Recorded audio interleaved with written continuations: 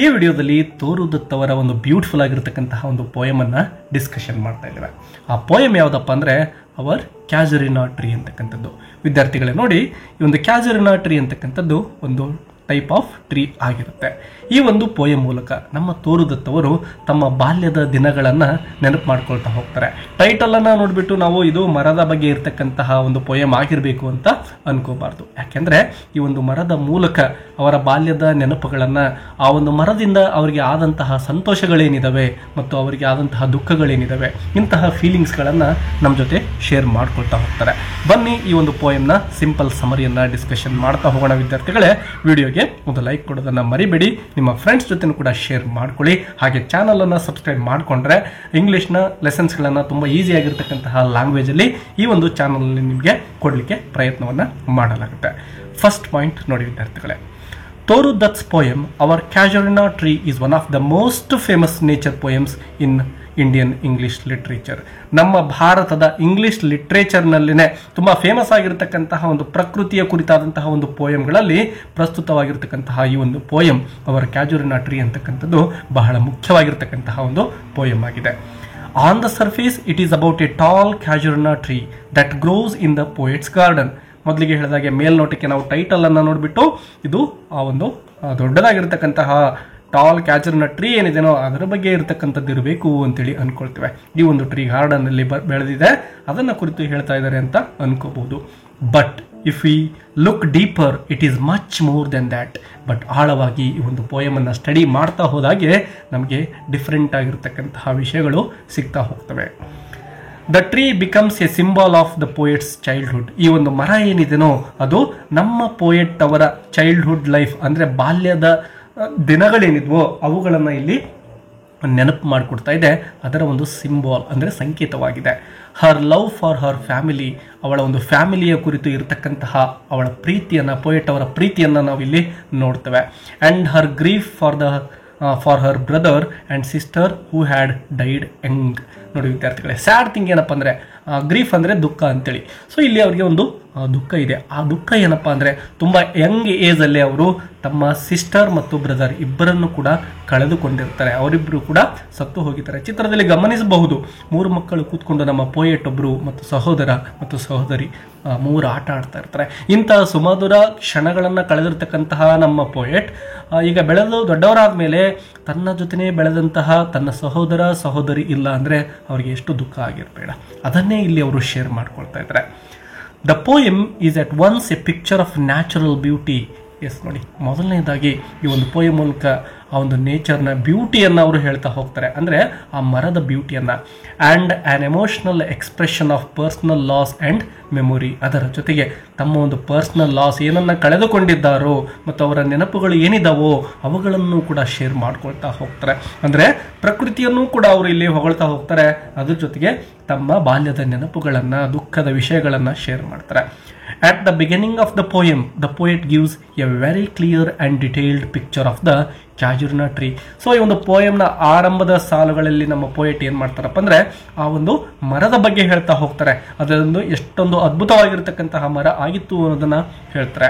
She says it is very tall and strong. ನೋಡಿ, ಅದು tall ಅಂದರೆ ತುಂಬ ಎತ್ತರವಾಗಿರ್ತಕ್ಕಂತಹ ಒಂದು ಮರ, ಅದರ ಜೊತೆಗೆ ತುಂಬಾ ಬಲಿಷ್ಠವಾಗಿರ್ತಕ್ಕಂತಹ ಮರ ಕೂಡ ಆಗಿದೆ. Rising high above the garden.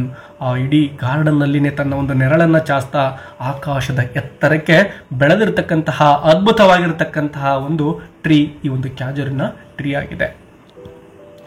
Around its trunk is a huge creeper that looks like a big python wrapped tightly around the tree. ಆ ಒಂದು ಮರದ ಸುತ್ತ ಒಂದು ಬಳ್ಳಿ ಹರಡಿಕೊಂಡಿದೆ. ಕ್ರೀಪರ್ ಅಂದರೆ ಬಳ್ಳಿಗಳು ಅಂತೇಳಿ. ಸೊ ಒಂದು ದೊಡ್ಡದಾಗಿರ್ತಕ್ಕಂತಹ, ಹ್ಯೂಸ್ ಮೀನ್ಸ್ ದೊಡ್ಡದು ಅಂತೇಳಿ, ದೊಡ್ಡ ಬಳ್ಳಿ ಹರಡಿದೆ. ಆ ಒಂದು ಮರವನ್ನು ಸುತ್ತು ಹಾಕಿಕೊಳ್ತಾ ನೆಲದಿಂದ ಆ ಒಂದು ರೆಂಬೆ ಕೊಂಬೆಗಳತ್ತ ಚಾಚಿಕೊಂಡು ಹೋಗಿದೆ. ನೋಡಿ, ಆ ಒಂದು ಕ್ರೀಪರನ್ನು ನಮ್ಮ ಪೋಯೆಟ್ ಯಾವ ರೀತಿ ಕಂಪ್ಯಾರಿಸನ್ ಮಾಡ್ತಾ ಇದ್ದಾರೆ ಅಂತಕ್ಕಂಥದ್ದನ್ನ ಪೈಥಾನ್ ಅಂತ ಹೇಳಿ ಹೇಳ್ತಾ ಇದ್ದಾರೆ. ಲೈಕ್ ಎ ಪೈಥಾನ್ ಅಂದರೆ ನಾವು ಹೆಬ್ಬಾವು ಅಂತ ಹೇಳ್ತೀವಲ್ವಾ, ಸೊ ಆ ರೀತಿಯಾಗಿ ಒಂದು ದೊಡ್ಡ ಹಾವೇ ಸುತ್ತಿಕೊಂಡಿದೇನೋ ಅನ್ನೋ ರೀತಿಯಲ್ಲಿ ಅದು ಕಾಣಿಸ್ತಾ ಇದೆ. ಮತ್ತು ಟೈಟ್ಲಿ, ತುಂಬಾನೇ ಟೈಟ್ ಆಗಿ ಅದು ಸುತ್ತಿಕೊಂಡಿದೆ. The tree has dark branches filled with beautiful crimson flowers. ಆ ಒಂದು ಟ್ರೀ ಏನಿದೆನೋ ಡಾರ್ಕ್ ಆಗಿರ್ತಕ್ಕಂತಹ ರೆಂಬೆ ಕೊಂಬೆಗಳನ್ನು ಹೊಂದಿದೆ, ತುಂಬಿಕೊಂಡಿದೆ. ಮತ್ತು ಫ್ಲವರ್ಸ್ ಕೂಡ ರೆಡ್ ಕಲರ್ ಇರ್ತಕ್ಕಂತಹ, ಕ್ರಿಮ್ಸನ್ ಕಲರ್ ಇರ್ತಕ್ಕಂತಹ ಹೂಗಳನ್ನು ಬಿಟ್ಟಿದೆ. Birds sit on those branches and sing sweet songs while bees hum around them. ಆ ಸುಂದರವಾಗಿರ್ತಕ್ಕಂತಹ ಬ್ರಾಂಚಸ್ಗಳ ಮೇಲೆ ಅನೇಕ ಪಕ್ಷಿಗಳು ಬಂದು ಕೂತ್ಕೊಂಡು ಏನು ಮಾಡ್ತವೆ, ಸುಂದರವಾಗಿರ್ತಕ್ಕಂತಹ, ಕೇಳಲಿಕ್ಕೆ ಸುಮಧುರವಾಗಿರ್ತಕ್ಕಂತಹ ಸಾಂಗನ್ನು ಹೇಳ್ತಾ ಹೋಗ್ತವೆ. ಮತ್ತು ಬೀಸ್ ಅಂದರೆ ಜೇನು ಹುಳುಗಳು, ಆ ಒಂದು ಜೇನು ಹುಳುಗಳ ಒಂದು ಹಮ್ಮಿಂಗ್ ಸೌಂಡ್ ಕೂಡ ಅಲ್ಲಿ ಕೇಳಿಸ್ತಾ ಇದೆ. ಅವುಗಳ ಒಂದು ಝೇಂಕಾರವನ್ನು ನಾವು ಕೇಳಬಹುದಾಗಿದೆ. ಅಷ್ಟೊಂದು ಪ್ರಕೃತಿಯಲ್ಲಿ ಬ್ಯೂಟಿಫುಲ್ ಆಗಿ ಕಾಣಿಸ್ತಾ ಇದೆ. In the morning, the poet wakes up to hear the tree alive with the cries of birds. ಪ್ರತಿನಿತ್ಯ ನಮ್ಮ ಪೋಯೆಟ್ ಅವರು ಏನು ಮಲಗಿರ್ತಾರೋ, ಮಲಗಿ ಬೆಳಗಾದ ತಕ್ಷಣ ಎದ್ದ ತಕ್ಷಣವೇ ಅವರ ಕಿವಿಗೆ ಕೇಳ್ತಕ್ಕಂತಹ ಸೌಂಡ್ ಯಾವುದಾಗಿತ್ತಪ್ಪ ಅಂದರೆ ಈ ಒಂದು ಪಕ್ಷಿಗಳು ಏನು ಹಾಡನ್ನು ಹೇಳ್ತಾ ಇದ್ವು, ಕ್ರೈಸ್ ಆಫ್ ಬರ್ಡ್ಸ್ ಅವರ ಕಿವಿಗೆ ಕೇಳ್ತಾ ಇತ್ತು. The tree seems like A guardian of life. ನೋಡಿ ಎಷ್ಟೊಂದು ಅದ್ಭುತವಾಗಿ ಹೇಳ್ತಾರೆ.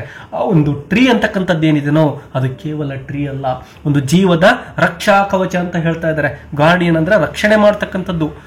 Standing in silence and power. ನೋಡಿ ಅದು ತುಂಬಾ ಸೈಲೆಂಟಾಗಿ ನಿಂತ್ಕೊಂಡಿದೆ. ಬಟ್ ಹಾಗೆ ಸೈಲೆಂಟ್ ಆಗಿದೆ ಅಂದರೆ ಅದು ದುರ್ಬಲ ಅಂತ ಅಲ್ಲ, ಅದು ತುಂಬಾ ಬಲಿಷ್ಠವಾಗಿರ್ತಕ್ಕಂಥದ್ದು. ಈ ರೀತಿ ಬೆಳಗಾದಾಗ ಒಂದು ಪಕ್ಷಿಗಳಿಗೆ ಆಶ್ರಯ ತಾಣ ಅದಾಗಿತ್ತು. In the evening the tree has another kind of beauty. ಸಾಯಂಕಾಲದಲ್ಲಿ ಮತ್ತೊಂದು ಸೌಂದರ್ಯವನ್ನು ಆ ಒಂದು ಗಿಡ ನಮಗೆ ಇಲ್ಲಿ ತೋರಿಸಿಕೊಡ್ತಾ ಇದೆ. ಅದೇನಪ್ಪ ಅಂದರೆ it stands calmly in the quietness of the moonlight. ಸಾಯಂಕಾಲ ಆದ ನಂತರದಲ್ಲಿ ಚಂದ್ರನ ಕಿರಣಗಳು ಏನು ಬೀಳ್ತವೋ ಅಂತಹ ಸಂದರ್ಭದಲ್ಲಿ ತುಂಬಾ ಕಾಮಾಗಿ ನಿಂತ್ಕೊಂಡಿದೆ. ಅಂತಹ ಸಂದರ್ಭದಲ್ಲಿ ಅಂದರೆ ಸಾಯಂಕಾಲದ ಅವಧಿಯಲ್ಲಿ ಏನಾಗುತ್ತೆ ನೋಡಿ, ಬಿನೀತ್ ಇಟ್ಸ್ ಶೇಡ್ ಅಂದರೆ ನೆರಳು ಅಂಥೇಳಿ. ಸೊ ನೆರಳಿನ ಕೆಳಗಡೆ ಮೆನ್ ಆ್ಯಂಡ್ ವುಮೆನ್ ರೆಸ್ಟ್. ಅನೇಕ ವ್ಯಕ್ತಿಗಳು, ಮಹಿಳೆಯರು ಇರ್ಬೋದು, ಪುರುಷರು ಇರ್ಬೋದು, ಮತ್ತು ಮಕ್ಕಳು ಇರ್ಬೋದು, ಎಲ್ಲರೂ ಕೂಡ ಬಂದು ಅಲ್ಲಿ ರೆಸ್ಟ್ ಮಾಡ್ತಾ ಇದ್ದಾರೆ. ಚಿಲ್ಡ್ರನ್ ಪ್ಲೇ, ಮಕ್ಕಳು ಬಂದು ಆಟವನ್ನು ಆಡ್ತಾ ಇದ್ದಾವೆ. And cattle take shelter. ಅನೇಕ ಜನಗಳು ತಮ್ಮ ಮನೆಯಲ್ಲಿರ್ತಕ್ಕಂತಹ ಹಸುಗಳನ್ನು ಅಥವಾ ದನಗಳನ್ನು ತಂದು ಅದರ ನೆರಳಿನಲ್ಲಿ ಕಟ್ಟಿರ್ತಾರೆ. ಹಳ್ಳಿಗಳಲ್ಲಿ ನೀವು ಗಮನಿಸಿರಬಹುದು, ಮನೆಯ ಮುಂದೆ ಇರತಕ್ಕಂತಹ ಗಿಡ ಮರಗಳ ಕೆಳಗಡೆ ಅವರು ಸಾಕಿರ್ತಕ್ಕಂತಹ ಸಾಕು ಪ್ರಾಣಿಗಳನ್ನು ಕಟ್ಟಿರ್ತಾರೆ. ಸೊ ಅಷ್ಟೊಂದು ಬ್ಯೂಟಿಫುಲ್ ಆಗಿರತಕ್ಕಂತಹ ಒಂದು ದೃಶ್ಯವನ್ನು ನಾವು ಅಲ್ಲಿ ಗಮನಿಸ್ತೇವೆ. Thus the casuarina tree is not just important for the poet. Yes, ಆ ರೀತಿಯಾಗಿ ಕೇವಲ ಆ ಮರ ಅಂತಕ್ಕಂಥದ್ದು ಏನಿದೆನೋ ಪೋಯೆಟ್ಗೆ ಮಾತ್ರ ಅದು ಇಂಪಾರ್ಟೆಂಟ್ ಅಲ್ಲ, but also for the whole natural world around it. ಆ ಒಂದು ಮರದ ಸುತ್ತಮುತ್ತ ಇರತಕ್ಕಂತಹ ಪ್ರಕೃತಿ ಏನಿತ್ತೋ ಅದೆಲ್ಲವನ್ನ ನಿಭಾಯಿಸ್ತಕ್ಕಂಥದ್ದು ಯಾರಾಗಿತ್ತಪ್ಪ ಅಂದರೆ ಆ ಒಂದು ಮರ ಆಗಿರುತ್ತೆ. It gives life, beauty and comfort. ನೋಡಿ ಅದು ಜೀವವನ್ನು ಕೊಡ್ತಾ ಇದೆ. ಜೀವವನ್ನು ಕೊಡೋದು ಅಂದರೆ ಇಲ್ಲಿ ಅನೇಕ ಪ್ರಾಣಿ ಪಕ್ಷಿಗಳಿಗೆ, ಮನುಷ್ಯರಿಗೆ ಆಶ್ರಯ ತಾಣವಾಗಿದೆ. ಅದರ ಜೊತೆಗೆ ಸುತ್ತಲೂ ಒಂದು ಸೌಂದರ್ಯವನ್ನು ಕೊಡ್ತಾ ಇದೆ.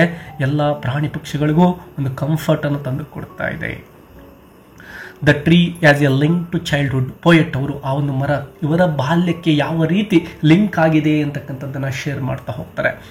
For Toru Dutt, the casuarina tree is not only a part of nature but also a part of her heart. ಕೇವಲ ಪ್ರಕೃತಿಯ ಭಾಗವಾಗಿ ಮಾತ್ರ ಆ ಒಂದು ಮರ ಉಳಿದಿಲ್ಲ, ತನ್ನ ಹೃದಯಕ್ಕೂ ಕೂಡ ಆ ಒಂದು ಮರ ಲಿಂಕ್ ಆಗಿದೆ ಅಂತಕ್ಕಂಥದ್ದನ್ನು ಹೇಳ್ತಾರೆ. ತಮ್ಮ ಹೃದಯದ ಒಂದು ಭಾಗವೇ ಆ ಒಂದು ಕ್ಯಾಜುರಿನಾ ಟ್ರೀ ಆಗಿದೆ ಅಂತಲೂ ಕೂಡ ಅವರು ಹೇಳ್ತಾರೆ. She connects it to her childhood days when she and her brother and sister played beneath it. ತಮ್ಮ ಬಾಲ್ಯದ ದಿನಗಳಿಗೆ ಅವರು ಈ ಒಂದು ಮರವನ್ನು ಕನೆಕ್ಟ್ ಮಾಡ್ಕೊಳ್ತಾ ಇದ್ದಾರೆ. ಯಾಕೆ ಕನೆಕ್ಟ್ ಮಾಡ್ಕೊಳ್ತಾ ಇದ್ದಾರೆ ಅಂದರೆ ಇವರು ತಮ್ಮ ಬಾಲ್ಯದ ದಿನಗಳನ್ನು ತನ್ನ ಸಹೋದರ ಮತ್ತು ಸಹೋದರಿಯ ಜೊತೆ ಆ ಮರದ ಕೆಳಗಡೆ ಕಳೆದಿದ್ದಾರೆ. ಅವರ ಜೊತೆ ಆಟವನ್ನು ಆಡಿದ್ದಾರೆ, ಜಗಳವನ್ನು ಮಾಡಿದ್ದಾರೆ. The tree was like a friend and silent witness to their laughter and games. ಆ ಮರ ಅಂತಕ್ಕಂಥದ್ದು ಕೇವಲ ಒಂದು ಮರವಲ್ಲ, ಅವರಿಗೆ ಸ್ನೇಹಿತ ಆಗಿತ್ತು ಇವರ ಬಾಲ್ಯದ ದಿನಗಳಲ್ಲಿ. ಸೈಲೆಂಟ್ ವಿಟ್ನೆಸ್ ಅಂದರೆ ಸಾಕ್ಷಿ ಅಂತ ಕರಿತೇವೆ. ಇವರೇನು ತನ್ನ ಸಹೋದರ ಮತ್ತು ಸಹೋದರಿಯರ ಜೊತೆ ಅಲ್ಲಿ ನಗ್ತಾ ಇದ್ರು, ಬಾಲ್ಯದಲ್ಲಿ ಆಟಗಳನ್ನು ಆಡ್ತಾ ಇದ್ರು, ಅವೆಲ್ಲಕ್ಕೂ ಕೂಡ ಸಾಕ್ಷಿಯಾಗಿ ಸೈಲೆಂಟಾಗಿ ಆ ಮರ ಅಲ್ಲಿ ನಿಂತ್ಕೊಂಡಿದೆ. ಬಟ್ ನೋಡಿ, ನಾವು ದೋಸ್ ಹ್ಯಾಪಿ ಟೈಮ್ಸ್ ಆರ್ ಗಾನ್. ಈಗ ಆ ಸಂತೋಷದ ಕ್ಷಣಗಳು ಉಳಿದಿಲ್ಲ ವಿದ್ಯಾರ್ಥಿಗಳೇ. ಯಾಕೆ ಉಳಿದಿಲ್ಲ? ಇಬ್ಬರನ್ನು ಕಳೆದುಕೊಂಡಿದ್ದಾರೆ. Her brother Abju died young. ಇವಳ ಸಹೋದರ ಆಗಿರ್ತಕ್ಕಂತಹ ಅಬ್ಜು ಅಂತಕ್ಕಂತಹ ಸಹೋದರ ಏನಿದ್ನೋ ತುಂಬಾನೇ ಯಂಗ್ ಏಜಲ್ಲೇ ಸತ್ತು ಹೋಗ್ಬಿಡ್ತಾನೆ. ಆ್ಯಂಡ್ ಲೇಟರ್ ಹರ್ ಸಿಸ್ಟರ್ ಆರು ಆಲ್ಸೋ ಪಾಸ್ಟ್ ಅವೇ. ಕೆಲವೇ ದಿನಗಳಲ್ಲಿ, ಈಗ ಸಹೋದರನ ಕಳೆದುಕೊಂಡ ದುಃಖದಲ್ಲಿರುವಾಗಲೇ ಸ್ವಲ್ಪ ದಿನಗಳಲ್ಲಿ ಸಹೋದರಿಯಾಗಿರ್ತಕ್ಕಂತಹ ಆರು ಕೂಡ ಸತ್ತು ಹೋಗ್ಬಿಡ್ತಾಳೆ. The poet feels a deep sense of loss. ಇದರಿಂದ ತುಂಬಾನೇ ಅಮೂಲ್ಯವಾಗಿರ್ತಕ್ಕಂಥದ್ದನ್ನು ನನ್ನ ಲೈಫಿಂದ ಕಳೆದುಕೊಂಡು ಬಿಟ್ಟೆ ಅಂತಕ್ಕಂತಹ ಒಂದು ಫೀಲ್ ನಮ್ಮ ಪೋಯೆಟ್ಗೆ ಕಾಡ್ತಾ ಇದೆ. Whenever she sees the tree her heart fills with both joy and sadness. ಯಾವಾಗೆಲ್ಲ ಆ ಒಂದು ಮರವನ್ನು ನಮ್ಮ ಪೋಯೆಟ್ ನೋಡ್ತಾರೋ ಆ ಸಂದರ್ಭದಲ್ಲಿ ಇವರಿಗೆ ಜಾಯ್, ಸಂತೋಷನೂ ಆಗುತ್ತೆ, ಅದ್ರ ಜೊತೆಗೆ ಸ್ಯಾಡ್ನೆಸ್, ದುಃಖವೂ ಕೂಡ ಮನಸ್ಸಿಗೆ ಆವರಿಸುತ್ತೆ. ಸಂತೋಷ ಯಾಕಾಗುತ್ತೆ, ದುಃಖ ಯಾಕಾಗುತ್ತೆ? Joy because it brings back sweet memories of childhood. ಯಾಕೆಂದರೆ ಆ ಮರ ನೋಡಿದಾಗಲೆಲ್ಲ ಕೂಡ ಇವರಿಗೆ ಅವರ ಒಂದು ಬಾಲ್ಯದ ಸ್ವೀಟ್ ಮೆಮೊರೀಸ್ ಏನಿದ್ವು, ಸಿಹಿ ನೆನಪುಗಳು ಅಂತ ಕರಿತೇವೆ, ಅವುಗಳು ಮರುಕಳಿಸ್ತಾ ಇದ್ವು. ಸ್ಯಾಡ್ನೆಸ್, ದುಃಖ ಆಗ್ತಾ ಇದೆ. ಯಾಕೆ ದುಃಖ ಆಗ್ತಾ ಇದೆ? Because it reminds her that her loves ones are no longer with her. ತಾನು ಪ್ರೀತಿಸಿರ್ತಕ್ಕಂತಹ, ತನ್ನ ಪ್ರೀತಿ ಪಾತ್ರರಾಗಿರ್ತಕ್ಕಂತಹ ಸಹೋದರ ಸಹೋದರಿ ಇಬ್ಬರೂ ಕೂಡ ಈಗ ಇಲ್ಲ. ಇದರಿಂದ ಅವರಿಗೆ ದುಃಖ ಮನಸ್ಸಿಗೆ ಆವರಿಸ್ತಾ ಇದೆ. Thus the tree becomes a living memory of her family. ಈ ರೀತಿಯಾಗಿ ಆ ಒಂದು ಫ್ಯಾಮಿಲಿಗೆ ಆ ಒಂದು ಟ್ರೀ ಅಂತಕ್ಕಂಥದ್ದು ಏನಿತ್ತೋ ಒಂದು ನೆನಪಾಗಿ ಉಳಿದಿರುತ್ತೆ. It is more than a natural object. ಕೇವಲ ಟ್ರೀ ಅಂತಕ್ಕಂಥದ್ದು ಪ್ರಕೃತಿಯ ಒಂದು ವಸ್ತುವಾಗಿ ಮಾತ್ರ ಉಳಿದಿಲ್ಲ, ಅವರ ನೆನಪುಗಳ ಆಗರವೇ ಆ ಮರ ಆಗಿರುತ್ತೆ. It is a symbol of love and loss. Yes, ಆ ಒಂದು ಪ್ರೀತಿಯ ಸಂಕೇತವಾಗಿ ಆ ಮರ ಇದೆ. ಒಂದು ಕಳೆದು ಹೋಗಿರ್ತಕ್ಕಂಥದ್ದರ ಸಂಕೇತವಾಗಿ ಆ ಮರವನ್ನು ನಮ್ಮ ಪೋಯೆಟ್ ಇಲ್ಲಿ ಪರಿಗಣಿಸ್ತಾ ಇದ್ದಾರೆ. Comparison with history and nature. ಆ ಒಂದು ಟ್ರೀಯನ್ನು ಯಾವ ರೀತಿ ಇತಿಹಾಸದ ಜೊತೆಗೆ, ಪ್ರಕೃತಿಯ ಜೊತೆಗೆ ಕಂಪ್ಯಾರಿಸನ್ ಮಾಡ್ತಾರೆ ನೋಡಿ. To show the depth of her feelings, Toru Dutt compares her attachment to the casuarina tree with great symbols of history and nature. She says her memories are as strong as the sound of the sea on the shores of France or the glory of the ancient Roman city. ಯಾವ ರೀತಿ ನೆನಪು ಮಾಡ್ಕೊಳ್ತಾರೆ ನೋಡಿ. ಆ ಒಂದು France ಅಂತಕ್ಕಂತಹ ದೇಶ ಏನಿದೆನೋ ಅದರ ಒಂದು ಕರಾವಳಿ ತೀರದಲ್ಲಿ ಸಮುದ್ರದ ಅಲೆಗಳು ಯಾವ ರೀತಿ ಬಂದು ಅಪ್ಪಳಿಸ್ತವೋ, ಒಂದು ಸೌಂಡನ್ನು ಕ್ರಿಯೇಟ್ ಮಾಡ್ತವೋ, ಮತ್ತು ಏನ್ಸಿಯಂಟ್ ರೋಮನ್ ಸಿಟಿ ಅಂತಕ್ಕಂಥದ್ದು ಒಂದು ಅದ್ಭುತವಾಗಿರ್ತಕ್ಕಂತಹ ಒಂದು ಇತಿಹಾಸವನ್ನು ಹೊಂದಿದೆ. ಆ ಇತಿಹಾಸವನ್ನು ನೆನಪು ಮಾಡಿಕೊಡುತ್ತೆ. ಹಾಗೆ ಈ ಒಂದು ಮರವು ಕೂಡ ಅದ್ಭುತವಾಗಿರ್ತಕ್ಕಂತಹ ಇವರ ಬಾಲ್ಯದ ಇತಿಹಾಸವನ್ನೇ ನಮ್ಮ ಪೋಯೆಟ್ಗೆ ನೆನಪು ಮಾಡಿಕೊಡ್ತಾ ಇದೆ. In this way she suggests that her personal bond with the tree is powerful and lasting as world history. ಈ ರೀತಿಯಾಗಿ ಆ ನೆನಪುಗಳು ತುಂಬಾನೇ ಬಲಿಷ್ಠವಾಗಿರ್ತಕ್ಕಂಥದ್ದು, ಅಷ್ಟು ಸುಲಭವಾಗಿ ಅವುಗಳನ್ನು ಮರೆತು ಹೋಗಲಿಕ್ಕೆ ಸಾಧ್ಯ ಇಲ್ಲ ಅಂತಕ್ಕಂಥದ್ದನ್ನು ಪೋಯೆಟ್ ಅವರು ತಿಳಿಸಿಕೊಡ್ತಾರೆ. Wish for ಇಮ್ಮೋರ್ಟ್ಯಾಲಿಟಿ. ಇಮ್ಮೋರ್ಟ್ಯಾಲಿಟಿ ಅಂದರೆ ಅಮರತ್ವ ಅಂತೇಳಿ, ಅಂದರೆ ಸಾವೇ ಇಲ್ಲದೆ ಇರ್ತಕ್ಕಂಥದ್ದು. ಯಾವ ರೀತಿ ಆ ಮರ ಅಂತಕ್ಕಂಥದ್ದನ್ನು ಇವರು ಅಮರತ್ವಕ್ಕೆ ಕಳಿಸ್ತಾ ಇದ್ದಾರೆ ನೋಡಿ. In the last part of the poem, the poet expresses her wish to make the tree immortal through her poetry.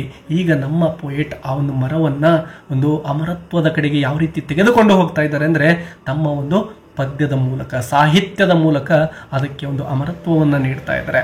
She knows that one day the tree may die or she herself may pass away. ನೋಡಿ, ಹುಟ್ಟಿದ್ದಾನೆ ಅಂದರೆ ಮನುಷ್ಯ ಸಾವನ್ನು ಅಪ್ಪಲೇಬೇಕು. ಅದೇ ರೀತಿ ಎಲ್ಲ ಜೀವಿಗಳು ಕೂಡ ಆ ಒಂದು ಕ್ಯಾಜುರಿನಾ ಟ್ರೀ ಒಂದಲ್ಲ ಒಂದು ದಿನ ಸಾಯಲೇಬೇಕು. ಅದೇ ರೀತಿ ನಮ್ಮ ಪೋಯೆಟ್ ಕೂಡ ಸತ್ತು ಹೋಗ್ತಾರೆ. ಬಟ್ ಅವರು ಬರೆದಿರತಕ್ಕಂತಹ ಒಂದು ಪೋಯಮ್ ಏನಿದೆನೋ ಅವರ ನೆನಪುಗಳ ಕುರಿತು, ಆ ಮರದ ಕುರಿತು, ಅದು ಅಳಿದು ಹೋಗೋದಿಲ್ಲ. But through her poem the tree will live forever. ಯಾವತ್ತಿಗೂ ಕೂಡ ಶಾಶ್ವತವಾಗಿ ಆ ಮರ ಜೀವಂತಿಕೆಯಿಂದನೇ ಇರುತ್ತೆ ಈ ಒಂದು ಪೋಯಮ್ ಮೂಲಕ.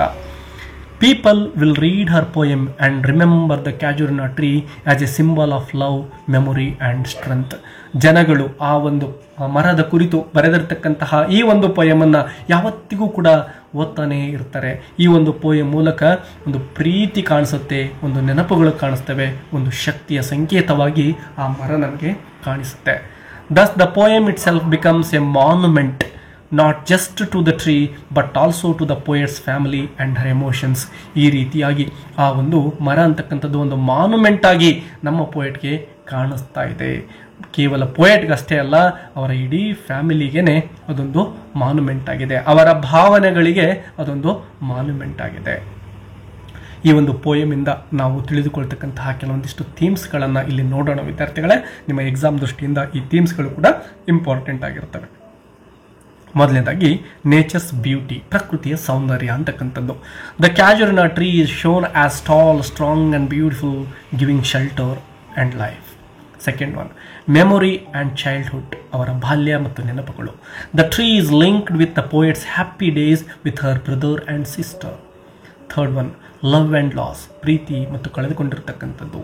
The poem expresses the sorrow of losing loved ones. Immortality through art, ಕಲೆಯ ಮೂಲಕ ಅಮರತ್ವ ಅಂತಕ್ಕಂಥದ್ದು. Poetry makes the tree and her emotions eternal. Eternal ಅಂದರೂ ಕೂಡ ಪರ್ಮನೆಂಟ್ ಅಂತ ಹೇಳಿ. ಇನ್ನು ಕನ್ಕ್ಲೂಷನ್ ಪಾರ್ಟನ್ನು ನೋಡೋಣ. Our casuarina tree is not just a description of a tree, ಮರದ ಒಂದು ವಿವರಣೆ ಮಾತ್ರ ಅಲ್ಲ ಈ ಒಂದು poem. It is a heartfelt poem about how nature becomes a part of human life and memory. ನೋಡಿ, ಆ ಗಿಡ ಅಂತಕ್ಕಂಥದ್ದು ಕೇವಲ ಒಂದು ವಸ್ತುವಾಗಿ ಇಲ್ಲಿ ನಾವು ನೋಡಲಿಕ್ಕೆ ಆಗೋದಿಲ್ಲ ಈ ಒಂದು ಪೋಯಮಲ್ಲಿ. ಯಾಕೆಂದರೆ ಅದು ಹೃದಯದಲ್ಲಿರ್ತಕ್ಕಂತಹ ಒಂದು ಭಾವನೆಗಳ ಒಂದು ಸಂಕೇತವಾಗಿ ನಿಂತ್ಕೊಂಡಿದೆ. It becomes a part of human life, ಮನುಷ್ಯನ ಜೀವನದ ಒಂದು ಅವಿಭಾಜ್ಯ ಅಂಗ ಆಗಿದೆ. ಮನುಷ್ಯನ ನೆನಪುಗಳ ಸಂಕೇತವಾಗಿ ಇಲ್ಲಿ ನಾವು ಆ ಮರವನ್ನು ನೋಡ್ತಾ ಇದ್ದೇವೆ. For Toru Dutt, the tree is sacred symbol that holds her past and her love for her family. ಒಂದು ಪಾವಿತ್ರ್ಯತೆಯ ಸಂಕೇತವಾಗಿ ಆ ಒಂದು ಮರವನ್ನು ಅವರು ನೋಡ್ತಾ ಇದ್ದಾರೆ. ಸ್ಯಾಕ್ರಿಡ್ ಅಂದರೆ ಪವಿತ್ರವಾಗಿರತಕ್ಕಂಥದ್ದು. ಸೊ ಈ ಒಂದು ಮರ ಏನಿದೆನೋ ಅದು ಸ್ಯಾಕ್ರಿಡ್ ಸಿಂಬಾಲ್ ಅಂತ ಹೇಳ್ತಾ ಇದ್ದಾರೆ. ಈ ಒಂದು death has separated her from her loved ones, the tree keeps their memory alive. ಅವರ ಪ್ರೀತಿ ಪಾತ್ರರು ಇವತ್ತು ಸತ್ತು ಹೋಗಿರಬಹುದು, ಆದರೆ ಈ ಮರ ಅಂತಕ್ಕಂಥದ್ದು ಅವರ ನೆನಪುಗಳನ್ನು ನಮ್ಮ ಪೋಯಟ್ಗೆ ತಂದು ಕೊಡ್ತಾ ಇದೆ. ಈ ರೀತಿಯಾಗಿ ಆ ಸತ್ತು ಹೋಗಿರ್ತಕ್ಕಂತಹ ವ್ಯಕ್ತಿಗಳು ಕೂಡ ಜೊತೆಯಲ್ಲೇ ಇದ್ದಾರೋ ಏನೋ ಅನ್ನೋ ಫೀಲಲ್ಲಿ ನಮ್ಮ ಪೋಯಟ್ ಇರ್ತಾರೆ. ಸೊ ಈ ರೀತಿ ಆ ನೆನಪನ್ನು ತಂದು ಕೊಡ್ತಾ ಇದೆ ಆ ಮರ. By writing this poem she ensures that both her emotions and the casuarina tree will live forever in literature. ಈ ರೀತಿಯಾಗಿ ಆ ಒಂದು ಮರ ಇರ್ಬೋದು, ಪೋಯೆಟ್ ಅವರ ಭಾವನೆಗಳಿರ್ಬೋದು, ಎಲ್ಲವೂ ಕೂಡ ಯಾವತ್ತಿಗೂ ಕೂಡ ಈ ಒಂದು ಸಾಹಿತ್ಯದ ಮೂಲಕ, ಈ ಒಂದು ಪೋಯಮ್ ಮೂಲಕ ಶಾಶ್ವತವಾಗಿ ಉಳಿದುಕೊಳ್ತವೆ ಅಂತಕ್ಕಂತಹ ಒಂದು ಆಶಯವನ್ನು ಪೋಯೆಟ್ ಅವರು ವ್ಯಕ್ತಪಡಿಸ್ತಾರೆ. ವಿದ್ಯಾರ್ಥಿಗಳೇ, ವಿಡಿಯೋದ ಕುರಿತು ನಿಮ್ಮ ಅಭಿಪ್ರಾಯಗಳನ್ನು ಕಮೆಂಟ್ ಬಾಕ್ಸಲ್ಲಿ ತಿಳಿಸಿ. ಅದೇ ರೀತಿ ವಿಡಿಯೋಗೆ ಒಂದು ಲೈಕ್ ಕೊಡೋದನ್ನು ಕೂಡ ಮರಿಬೇಡಿ. ನಿಮ್ಮ ಫ್ರೆಂಡ್ಸ್ ಜೊತೆನೂ ಕೂಡ ಶೇರ್ ಮಾಡ್ಕೊಳ್ಳಿ ಮತ್ತು ಚಾನಲನ್ನು ಸಬ್ಸ್ಕ್ರೈಬ್ ಮಾಡ್ಕೊಳ್ಳಿ. ಬೇರೆ ಯಾವುದಾದ್ರೂ ಲೆಸನ್ ಬೇಕು ಅಂದರೆ ಕಮೆಂಟ್ ಬಾಕ್ಸಲ್ಲಿ ತಿಳಿಸಿದರೆ ಮುಂದಿನ ದಿನಗಳಲ್ಲಿ ಅದರ ಒಂದು ಸಿಂಪಲ್ ಸಮರಿಯನ್ನು ಮಾಡಿ ಅಪ್ಲೋಡ್ ಮಾಡಲಿಕ್ಕೆ I will try. Thank you for watching. Take care and all the best. Keep learning.